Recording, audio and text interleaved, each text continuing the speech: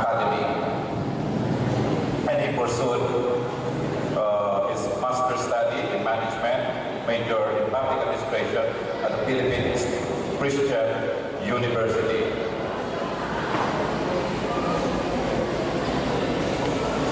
In recognition of his outstanding accomplishment, dedicated service, received numerous distinguished awards and medals such as being adjudged in 1994, he had been Junior Officer of the Year in the field of operation, where he was meritoriously promoted to the rank of Police Superintendent.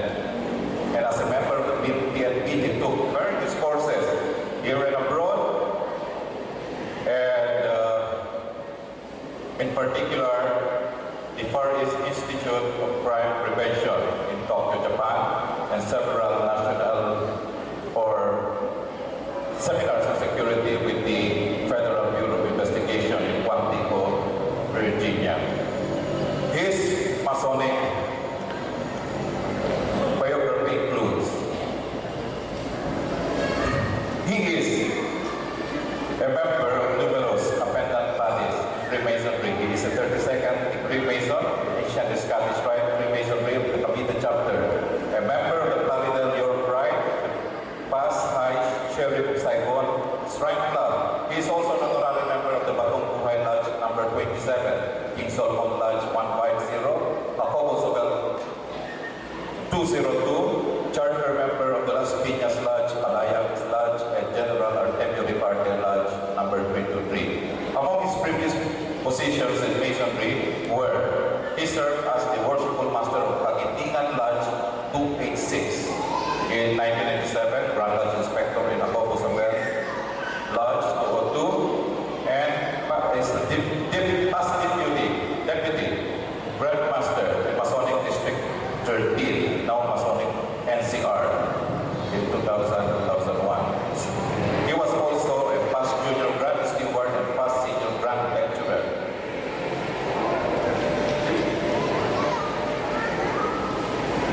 He has sent a short message, and this message will be read by his representative, also a Mason, a brother Mason, and he comes from the Manolo Cortich, Lodge number 287. Ladies and gentlemen, the representative of Very Worshipful Juanito Bungay Banyo, Police Senior Superintendent, and a friend of Isabela and Basilan, Police Senior Superintendent William Manzan.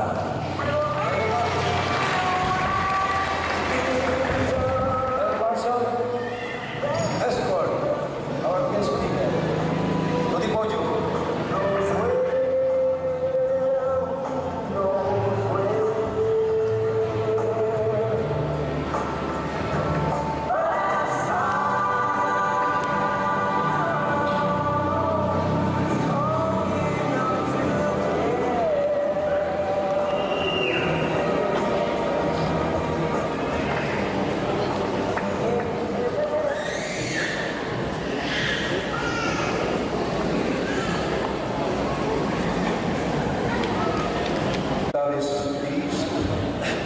Headed by Centennial District Deputy Grand Master, Very Worshipful Michael Lopez, Centennial District Grand Lecturer, Very Worshipful John Pita, Very Worshipful Conrad Isahak, and the newly installed Worshipful Master of Juan 127, my friend, Sokan Suarez, Worshipful Brother Sokan Suarez, the Centennial Grand Lodge Inspector, Very Worshipful Rafael Enriquez, also my friend, Isabela, Very Worshipful Sirs, Worshipful Sirs, friends of Mason, sisters, ladies and gentlemen, good evening. The Regional Director of Police Regional Office 9, Max Chris decide to attend these momentous activities tonight. But because of his very important activity in Camp Rami, he failed to attend this activity. But nevertheless, he promised that this coming activity of this lunch, the all fours of the Square Camp Compass of Police Regional Office 9 will attend every time you have your own activity here. So tonight, please allow me to read this message.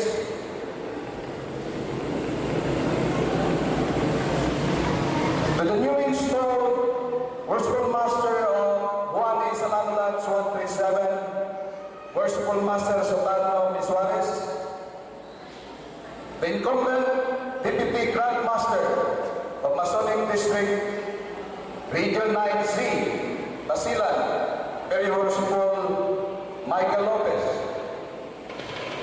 To all the dignitaries ladies, as well as deplored friends, guests, very worshipful sirs, worshipful sirs, sisters, brethren, in the name of the great architect of the universe, the most beneficent, the most merciful, I greet you all a good day, buenas noches, mayong gabi ka natong tanan. Before I proceed, let me express my profound gratitude to the brethren of your beloved lives for inviting me today or tonight to be your guest of honor and speaker. But let me express my deepest apologies for my absence in this momentous event of your lives. I really wanted to be with you physically tonight to feel and enjoy the friendship and brotherly affection that we have long for each other. And I have been glad to bring with me here the Masonic family of Police Regional Office 9 to take part in your historic undertaking. But there are some extreme circumstances which I cannot really avoid due to sudden change of my schedule. The exigencies of the service required my presence in the series of important meetings in Manila yesterday and today for discussion and resolutions of important issues and concerns that have great relevance toward the betterment of our service, and its resolution will be extremely important to our organization. Nevertheless, I am sending you my official representative, an equally esteemed brother, Master Mason, in the person of Brother William Manzan. He's not actually a stranger to some of you because he had a long stint of assignment in this province. Again, my brother, my brethren, please accept my sincere apologies, and I beg for your indulgence and understanding. Our fraternity basically deals with important studies, particularly in the moral sciences. Due to the complex nature of our engagement, we tend to forget the basics and the essence of our existence. This evening, let me touch on the basics, the principal tenets of our fraternity that serve as our beacon in our journey as Master Mason. They are brotherly love, relief, and truth. Our teachings admonish us that by the exercise of brotherly love, we are taught to regard the whole human species, the high and the low, the rich and the poor, who, as created by one almighty parent and inhabitants of the same planet, are to aid, support, and protect each other. On this note, we as children of the divine Creator sincerely love each other. More particularly, we should express genuine concern to our working brother in the Freemasonry. The trials and hardships that we went through, from being petitioners up to the raising of sublime degree, strengthened our mystic tie. Hindi biro ang ating pinagdaanan. Many look upon us with admiration and respect because of the secret bond that binds us. Our indestructible unity has been the source of controversy for outsiders, but inspiration for those who believe in us. Despite our remarkable closeness with each other, we must not alienate ourselves with the rest of the world.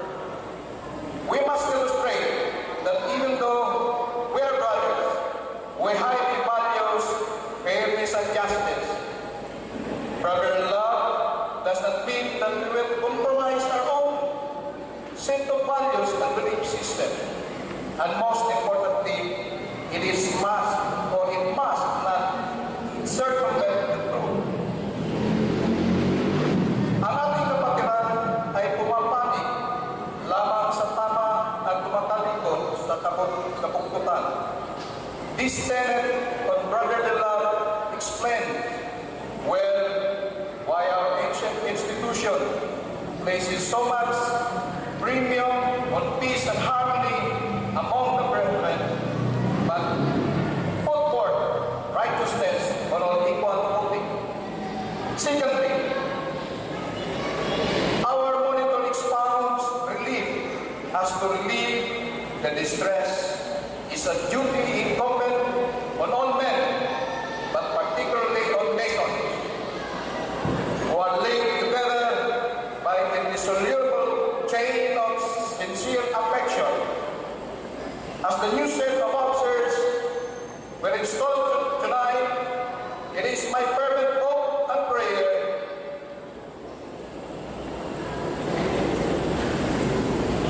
that the lads will formulate and implement projects and initiatives that are anchored in relief. We have nothing against feeding programs and medical outreach projects, but in these kinds of endeavors, believed by other social and civic organizations, let us Mason help first our own members. How can we have feeding program for others if we have brethren who are experiencing difficulties in life? How can we have medical outreach projects if we have brethren who cannot even buy their own medicine? We are not saying that we should shy away from assisting the underprivileged, but it is saying that charity begins at home. Let us first take care of our own. Let us first look after the welfare of our brethren. Tumutulong tayo dahil tayo ay mason at hindi dahil mason ang ating tinutulungan. Subalit, huwag naman sana nabusuin ng ibang kapatid.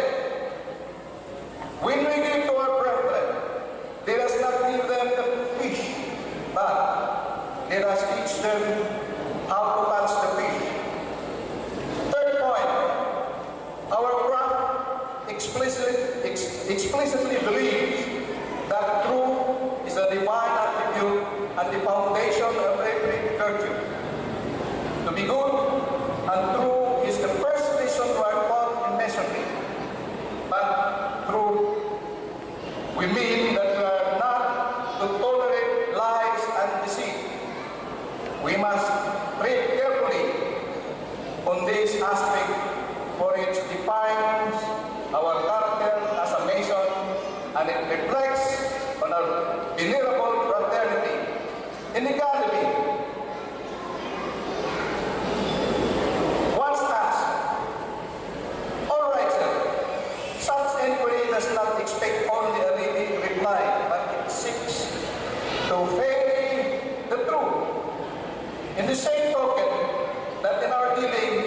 with our brothers and non-Masons, we must be truthful in words, in thoughts, and in action. Usually sacraments are oftentimes the byproducts of this honesty. The truth shall lead us to the divine, veritas, and due docet. Ang pagpapahalaga sa katotohanan sa ating katipunan ay walang pinagkaiba sa programa ating pinapatutupad sa pambansang kapulisan.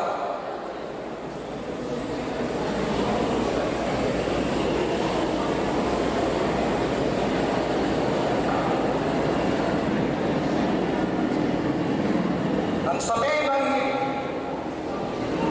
yan kung ikaw ay pulis at mason dahil lang pananagutan ko sa buhay. Alagad ng batas at bilang sa mabuting mason. Daghang salamat sa inyong tanan. Mayong gabi kanatong tanan.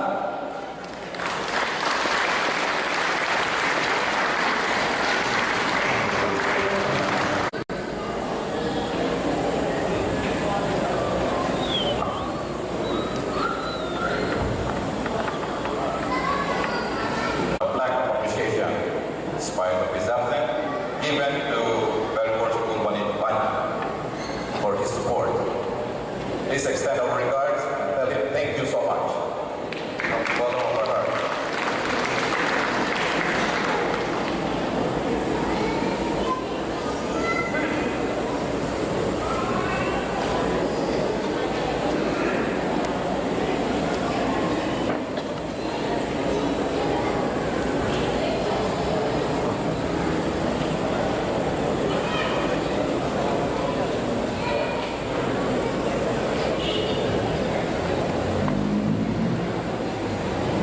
From Lodge of Free and Accepted Masons of the Philippines, Juan Alano Lodge number 137, Free and Accepted Masons, plaque of appreciation is fraternally presented to very worshipful Danilo M. Bugoy, past District Deputy Grandmaster, for his invaluable support and generous contribution. It's time extended to the Juan Alano Lodge number 137 as installing officer, given his 23rd of February 2013, Isabela G. Isabela City.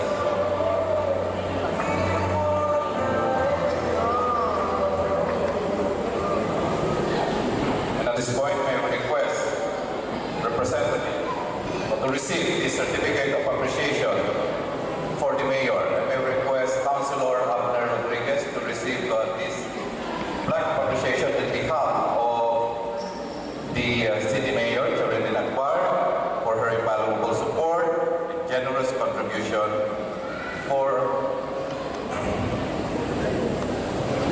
having this gymnasium as our venue for the 61st destination ceremony.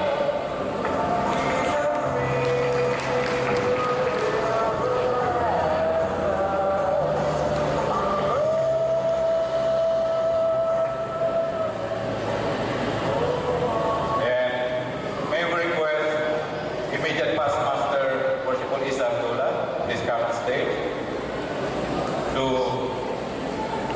present this plaque of appreciation to Brother Jim Ataman Saliman for his generous contribution to the Juan Alano Lodge number 137 for the renovation of our lodge or Masonic temple, we call it. May we may we ask the son of Brother Jim, please receive this plaque of appreciation.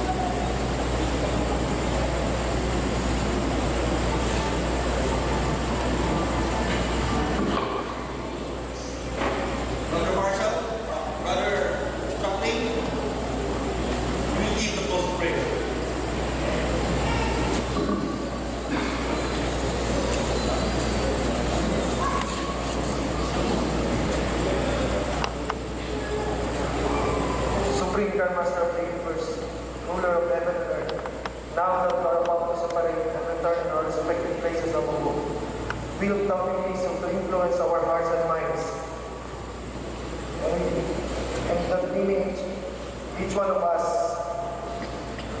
practice outside the lodge those great moral practice inculcated in it, and with reverence study and obey the laws which thou hast given to us in thy holy word. Amen.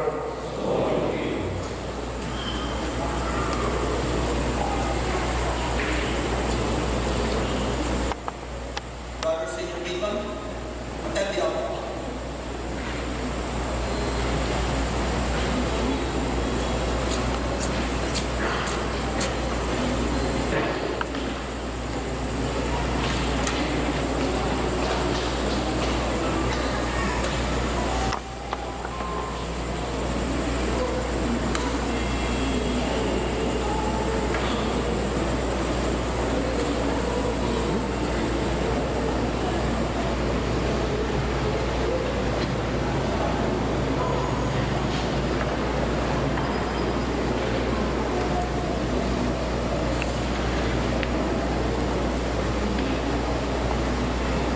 By virtue of the authority he vested as District Deputy Grand Master, I now declare this lodge of Pastor Masons closed.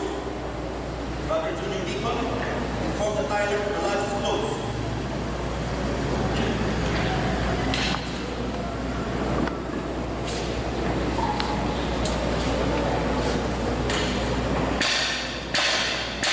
Brother Tyler, the lodge is closed.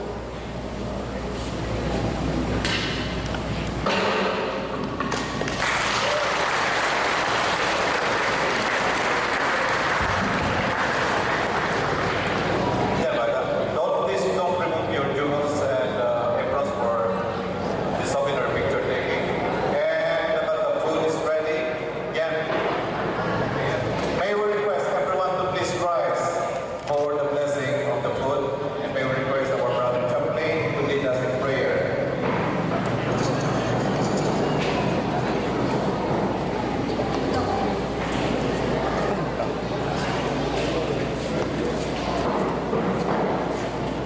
Supreme Grandmaster